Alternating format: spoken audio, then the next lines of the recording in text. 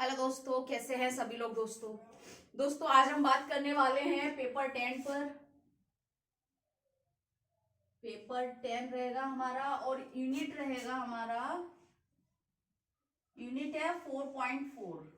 Paper 10 का unit 4.4, जिसमें topic है हमारा सेल्फ एडवोकेसी, यानी कि आत्म वकालत, या हम कह सकते हैं स्वयं समर्थन भी बोल सकते हैं इसको। ठीक है, आत्म वकालत क्या है, सेल्फ एडवोकेसी। देखिए दोस्तों, सेल्फ एडवोकेसी के बारे में हमने इसलिए जानना जरूरी है क्योंकि जैसे कि हम सभी जानते हैं, विशेष आवश्यकता वाले बच्चों के अंदर सेल्फ कॉन्फिडेंस और सेल्फ एडवोकेसी की कमी रहती है ना। तो दोस्तों उनके लिए सेल्फ एडवोकेसी क्या है, ठीक है ना।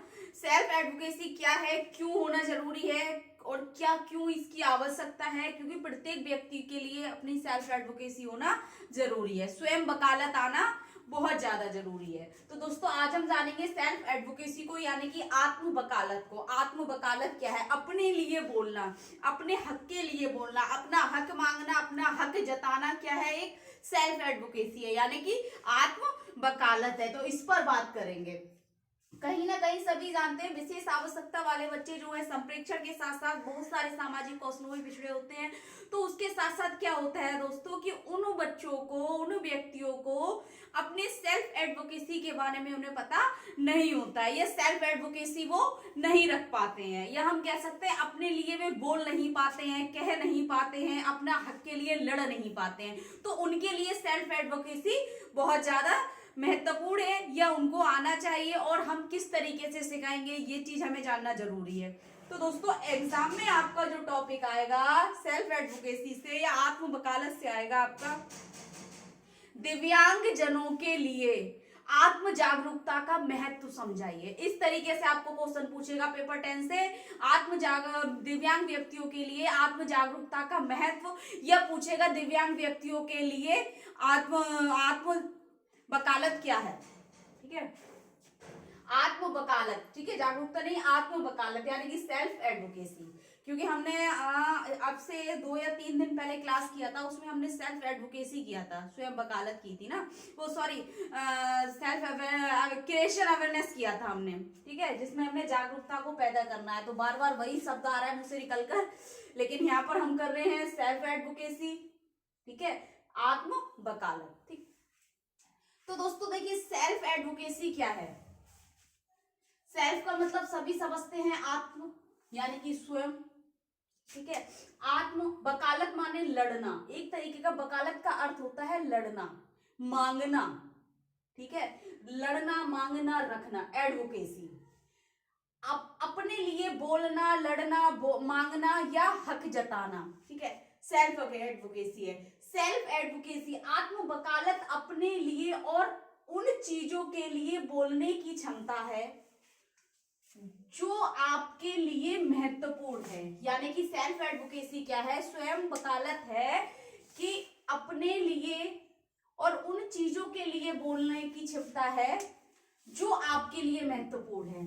अब जैसे अगर हम सेल्फ एडवोकेसी की बात करें, सबकी जो बेसिक जरूरतें होती है, शिक्षा, खाना, मकान, रहने के लिए, ठीक है ना, अपना अधिकार, अपने मौलिक अधिकार जो है उनको ले लीजिए, किसी एक अधिकार को, ठीक है, उनके लिए बोलना जो आपके लिए महत्वपूर्ण है। ठीक है, तो कह रहे हैं स्वयं समर्थन का अर्थ है कि आप जो चाहते हैं उसे मांग सकते हैं, यानी कि आपका अधिकार है, आप जो करना चाहते हैं आप उसे मांग सकते हैं, उसके लिए लड़ सकते हैं, उसको छीन सकते हैं, कानूनी तौर पर भी आप उसको छीन सकते हैं। ठीक है, अपने अधिकारों को मांग सकते हैं, लड़ सकते हैं, अपने लिए मांगना, और लोगों को अपने विचारों और भावनाओं के बारे में बता सकते हैं। इसके माध्यम से सेल्फ एडवोकेसी, अगर आपके अंदर स्वयं वकालत करने की क्षमता है तो आप अपने हक के लिए लड़ सकते हो, मांग सकते हो, उसको छीन सकते हो। ठीक है, अपने अधिकार को प्राप्त कर सकते हो। ठीक है, स्वयं वकालत का अर्थ है कि आप अपने अधिकारों और जिम्मेदारियों को जानते हैं। यानी कि स्वयं वकालत का अर्थ ये है कि आप अपने जिम्मेदारियों को और अपने अधिकारों को जानते हैं, यह समझते हैं, आप अपने अधिकारों के लिए बोलते हैं, और आप अपने जीवन को प्रभावित करने वाले विकल्प और निर्णय लेने में सक्षम हैं। यानी कि जिस व्यक्ति के अंदर स्वयं वकालत होगी, स्वयं वकालत करता होगा, वह अपनी जिम्मेदारियों को समझता होगा, अपने अधिकारों को समझता होगा और चयन किए हुए विकल्पों का चयन करता होगा, ठीक है ना, और अपने अधिकारों के लिए बोलता होगा, ठीक है, अपने हक के लिए लड़ना बोलना उनको बोलता होगा, ठीक है। कहीं ना कहीं देखिए दोस्तों, हमने सेल्फ एडवोकेसी की बात करें, हमारे जो विशेष आवश्यकता वाले बच्चे होते हैं उनमें ये चीज नहीं होती है, वे अपने लिए ना बोल पाते हैं, ना उनको अपने अधिकारों का पता होता है, जबकि कानूनी तौर पर उनके लिए बहुत सारे अधिकार बना दिए गए हैं, है ना, कन्वेंशन राइट में देखना, ठीक है, तो उनके लिए ये बहुत जरूरी है, ठीक। फिर कह रहे हैं स्वयं वकालत का यह लक्ष्य है कि आप यह तय करें कि आप क्या चाहते हैं। वो कह रहे हैं स्वयं वकालत का यह लक्ष्य एक उद्देश्य है, आप ये तय करें कि आप चाहते क्या हैं, आपकी क्या जरूरतें हैं, ठीक है ना, जिसे आप पूरा करना चाहते हैं, या आपका ऐसा कौन सी चीज है जिसे आप पाना चाहते हैं, कौन सा अधिकार है जिसे आप अपनाना चाहते हैं, ठीक है। और फिर इसे प्राप्त करने में आपकी मदद करने के लिए एक योजना विकसित करें। पहले आप तय करें आप चाहते क्या हैं, ठीक है, उसके लिए पूरा करने के लिए आप एक योजना तैयार करेंगे और उस पर अमल करेंगे। इसके लिए स्वयं समर्थन कौशल सीखना महत्वपूर्ण है, यानी कि जब हम किसी भी कार्य के लिए लड़ना चाह रहे हैं या कोई भी चीज मांग रहे हैं अपने हक के लिए, तो आपको पता होना चाहिए, स्वयं वकालत ये कहता है कि आपको पहले तो एक चीज तय करनी चाहिए, आप चाहते क्या हैं, क्यों चाहते हैं, उसकी योजनाएं क्या क्या हैं, और उन विकल्पों का चयन करके उन पर अमल करना है आपको, यानी कि उन चीजों को समझना है जिनको आप चाहते हैं कि आपके अधिकार में है या आपके अधिकार में नहीं है, कानूनी तौर पर स्वीकृत है या कानूनी तौर पर स्वीकृत नहीं है। इन चीजों को जानने के लिए कौशल यानी कि स्वयं समर्थन कौशल महत्वपूर्ण है। स्वयं समर्थन कौशल में हमारा क्या क्या आ जाएगा, आत्म जागरूकता आ जाएगी, हमारे जीवन कौशल आ जाएंगे, लाइफ स्किल सारे आ जाएंगे। सभी जानते हैं लाइफ स्किल कौन कौन से होते हैं, ठीक है ना, पेपर 4 में सबने पढ़ रखे हैं, वे सारी उन सभी कौशलों का आना जरूरी है, क्योंकि इससे आपको यह तय करने में मदद मिलती है कि आप क्या चाहते हैं और आपसे क्या उम्मीद की जा सकती है। जब तक हमें इन चीजों के बारे में नहीं पता हुआ, अपने अधिकारों के बारे में नहीं पता हुआ, तब तक दूसरा व्यक्ति नहीं समझ पाएगा कि आप चाहते क्या है, आप क्या कर सकते हैं और आपसे किस चीज की उम्मीद की जा सकती है, ठीक है। फिर कह रहे हैं जब आपके पास अच्छा आत्मसमर्थन कौशल होता है तो आप अधिक नियंत्रण रख सकते हैं, यानी कि जब आपके पास आत्मसमर्थन करने का एक कौशल आपके पास होगा, अच्छा जीवन कौशल होंगे, अच्छे आपके पास कम्युनिकेशन स्किल्स होगी, यानी कि इफेक्टिव कम्युनिकेशन होगा, आपका अपना सेल्फ एडवोकेसी होगा, तो क्या होगा दोस्तों, वहां पर आप अपने आप पर अच्छा नियंत्रण रख सकते हैं, आपके व्यक्तित्व में एक अपने आप को नियंत्रण करने की क्षमता होगी और एक अच्छा व्यक्तित्व प्रदर्शित कर सकते हैं, ठीक है, और जीवन के निर्णय ले सकते हैं। जिस व्यक्ति में नियंत्रण नहीं होता वह जीवन के निर्णय कभी ठीक नहीं ले पाता, वो भटकता रहता है कि मुझे ये करना है, वो करना है, ऐसा करना है, वैसा करना है। अगर एग्जाम्पल के लिए बात करें तो कुछ स्टूडेंट, हम नॉर्मली बात करें, उनको यही समझ नहीं आता हमने आखिर पढ़ना क्या है, ठीक है, आगे क्या बनना है, तो कुछ तैयारी करते हैं, कुछ बनते हैं, कुछ पढ़ाई करते हैं, है ना, तो उनका लक्ष्य क्या है, डगमगा जाता है। इसलिए आत्मसमर्थन कौशल बहुत जरूरी है, जिससे व्यक्ति अपने आप पर नियंत्रण रखता है, कोई एक रास्ता अपनाता है, एक मार्गदर्शक अपनाता है और उसी रास्ते पर वह मेहनत या संघर्ष करता रहता है, तो उसके लिए आत्मसमर्थन कौशल होना जरूरी है, जिससे कि आप अपने आप पर नियंत्रण रख सके, किसी चीज को काबू पा सके और एक ही चीज पर अटल रह सके, ठीक है। फिर कह रहे हैं नियंत्रण जीवन कौशल ले सके जो आपके लिए सर्वोत्तम यानी कि सबसे अच्छा होगा। स्वयं वकालत आपको सशक्त बनाने, अपने लिए बोलने और अपने जीवन के बारे में निर्णय लेने में मदद करता है, यानी कि स्वयं वकालत जो है, आत्म वकालत जो है, आपको सशक्त बनाता है, ठीक है, अपने लिए बोलने और जीवन के बारे में निर्णय लेने में भी मदद करता है। तो स्वयं वकालत इसलिए जरूरी है ताकि आप सशक्त बन सकें, ठीक है ना, और अपने जीवन को सुरक्षित रखें और अपने हक और अधिकारों के लिए बोले और जीवन के बारे में अच्छा निर्णय ले सकें। तो इस बारे में 2-3 पॉइंट्स ऐसे बताए गए हैं आत्म वकालत से रिलेटेड, जैसे व्यक्तिगत सशक्तिकरण और विश्वास निर्माण करना। आत्म वकालत के द्वारा या इसके आधार पर या इसके माध्यम से हम कह सकते हैं व्यक्तिगत सशक्तिकरण, ठीक है ना। कोई भी व्यक्ति के अंदर व्यक्तिगत सशक्तिकरण और विश्वास निर्माण करना होता है, किसके माध्यम से आता है, आत्म वकालत के। जब हम सेल्फ एडवोकेसी, हमें पता होगा कि कहीं ना कहीं हमें क्या करना है, क्या तय करना है, किस चीज को चुनना है, हमारा अधिकार है इसको लेने का, नहीं है, तब तक हम क्या करेंगे, कोई भी चीज हमारे अंदर किसी भी चीज के लिए एक सशक्तिकरण नहीं आएगा, आत्म संतुष्टि नहीं आएगी, या हमारे अंदर उस चीज को प्राप्त करने की एक शक्ति नहीं आएगी और एक विश्वास जागृत नहीं होगा।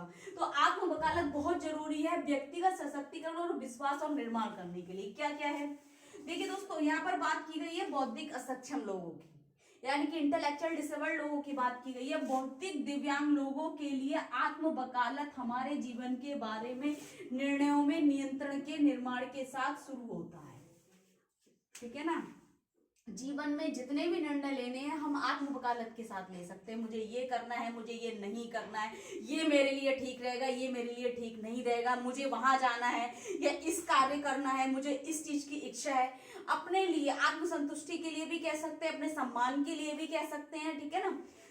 तो कह रहे हैं दोस्तों कि बौद्धिक दिव्यांग लोगों के लिए आत्म वकालत जीवन के बारे में निर्णय लेने, नियंत्रण के निर्माण के साथ शुरू होता है।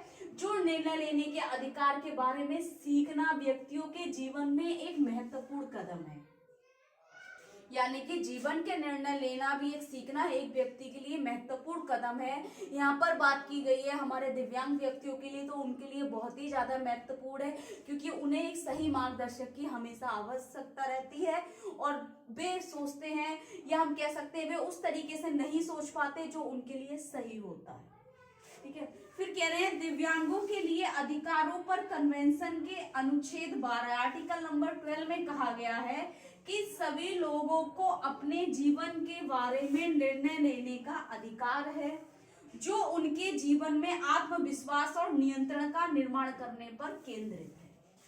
यानी कि आर्टिकल नंबर 12 में कहा गया है, दिव्यांग जन अधिकार में कहा गया है कि हर व्यक्ति को अपने जीवन के बारे में निर्णय लेने का अधिकार है।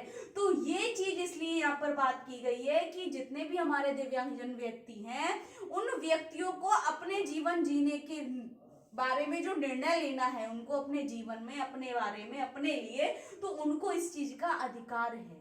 कोई जबरदस्ती उन पर जीने का दबाव नहीं डाल सकता, प्रशिक्षण का दबाव नहीं डाल सकता, शिक्षण का दबाव नहीं डाल सकता, कार्य का या बोझ किसी भी प्रकार का नहीं डाल सकता, क्योंकि उनको अपना जीवन खुद अपनी तरीके से जीने का एक अधिकार है, ठीक है। फिर कह रहे हैं, दूसरा कह रहे हैं पीयर सपोर्ट और सेल्फ हेल्प। पीयर सपोर्ट और सेल्फ हेल्प की बात इसलिए कही गई है क्योंकि जहां तक दिव्यांगजन की बात आती है, वहां पर हर जगह आप किसी भी क्षेत्र में देखिए, बहुत सारे दिव्यांगजन व्यक्ति और बहुत सारे सामान्य जन क्या करते हैं, एक साथ रहकर एक समूह में क्या किसी कार्य को सीखते हैं, किसी प्रशिक्षण को करते हैं, ठीक है, एक दूसरे की मदद के द्वारा। तो उन्होंने कहा है पीयर सपोर्ट और सेल्फ हेल्प ग्रुप में क्या है, हमने बौद्धिक दिव्यांग लोगों के कई उदाहरणों के बारे में सुना है कि जो प्रतिदिन की चुनौतियों को सुनने और एक दूसरे का समर्थन करने के लिए समूह में शामिल होते हैं। बिल्कुल सही, दिन प्रतिदिन की दिनचर्या में बहुत से सामान्य व्यक्ति विशेष आवश्यकता वाले व्यक्तियों का साथ देते हैं, मदद करते हैं, उनके कार्यकारिणी में दैनिक जीवन की क्रियाकलापों में मदद करते हैं, उनको प्रशिक्षण देते हैं, चाहे हमारे विशेष शिक्षक हो गए, सहायक शिक्षक हो गए, या उनके अभिभावक हो गए, संरक्षक हो गए, ठीक है, भाई बहन हो गए। तो एक समूह में समर्थन के लिए समूह में शामिल होते हैं।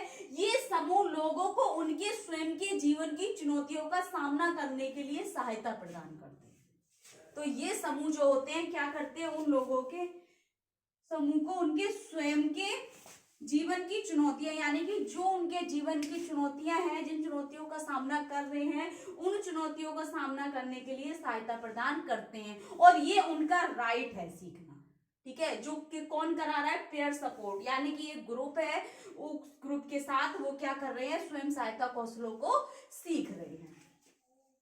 फिर देखिए कार्यवाही के लिए वकालत क्या कहती है, जब लोग एक साथ आते हैं और अपने अनुभव और चुनौतियों को साझा करते हैं, यानी कि जब लोग एक साथ आते हैं और अपने अनुभव और चुनौतियों को साझा करते हैं, एक दूसरे के साथ अपने एक्सपीरियंस शेयर करते हैं, अपने बहुत सारी चुनौतियों को बताते हैं, ऐसा करना है वैसा करना है, इस चुनौती को पार करने के लिए हमें कौन सा संघर्ष करना होगा, है ना, तो साझा करते हैं, तो वे आम अन्याय और मुद्दों की पहचान करना शुरू कर देते हैं। वहां से उन्हें अपनी मजबूरियां हम कह सकते हैं, चुनौतियां कह सकते हैं, ये संघर्ष का रास्ता उन्हें मिल जाता है, चयन कर लेते हैं जो समूह के लिए महत्वपूर्ण प्राथमिकताएं हैं।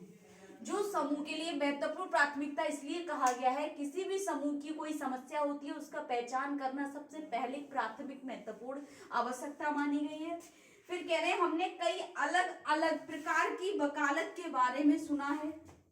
ठीक है, किसी भी समूह की समस्या को हल करने के लिए हम क्या करेंगे, कुछ कानूनी नियम होते हैं हमारे, उन नियमों को जानेंगे।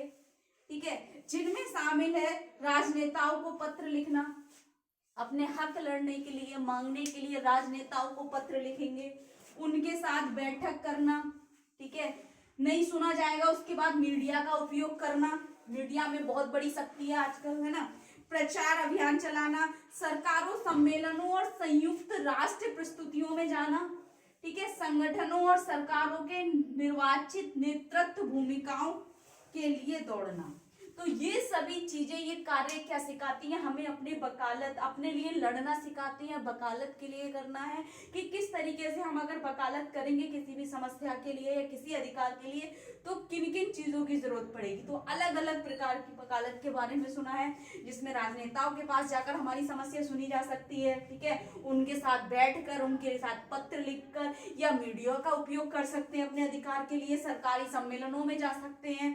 ठीक है, और बहुत सारी राष्ट्रीय, संयुक्त राष्ट्र प्रस्तुतियां, उनमें हम जा सकते हैं। ठीक है, तो कहीं ना कहीं इस तरीके से हमें एडवोकेसी को समझना है, मानना है, और दिव्यांग व्यक्तियों के लिए उनके बारे में उनको समझाना है। तो टॉपिक आपका ये 5 नंबर के लिए है, 10 नंबर में नहीं आएगा ये टॉपिक पेपर 10 से। तो आपको आत्म वकालत के बारे में बताना है कि आत्म वकालत क्या है। तो आपने ज्यादा कुछ नहीं करना है, आपका प्रश्न इस तरीके से आएगा, दिव्यांगजन व्यक्तियों के लिए आत्म वकालत क्या है, या ये क्यों महत्वपूर्ण है, या इसका महत्व आएगा। तो थोड़ा सेल्फ एडवोकेसी के बारे में आप बताएंगे, उसके बाद ये 2-3 पॉइंट्स हैं, इनको आपने डिटेल में करना है। बाकी कुछ समझ नहीं आ रहा है, कुछ डाउट लग रहा है, कुछ पूछना है तो कमेंट बॉक्स में जाके कमेंट करें। ज्यादा से ज्यादा वीडियो लाइक करें, चैनल को सब्सक्राइब करें, बेल आइकन को प्रेस कर दें ताकि नेक्स्ट आने वाली क्लास आप तक पहुंचती रहे दोस्तों। और रही बात आपके रिजल्ट की, सुनने में अब तक ये आया था कि लास्ट जनवरी तक आपका रिजल्ट आ जाएगा। आज डेट हो गई आपकी 18 तारीख हो गई आज, अभी तक तो मतलब लग नहीं रहा मुझे कि इस वीक भी आएगा, हो सकता है नेक्स्ट वीक आपका आ जाए।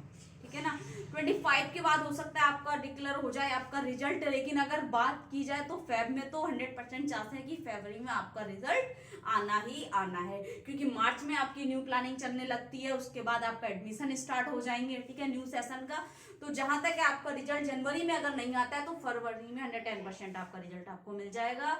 बाकी कुछ समझ नहीं आ रहा है तो कमेंट बॉक्स में कमेंट करें। Thank you so much.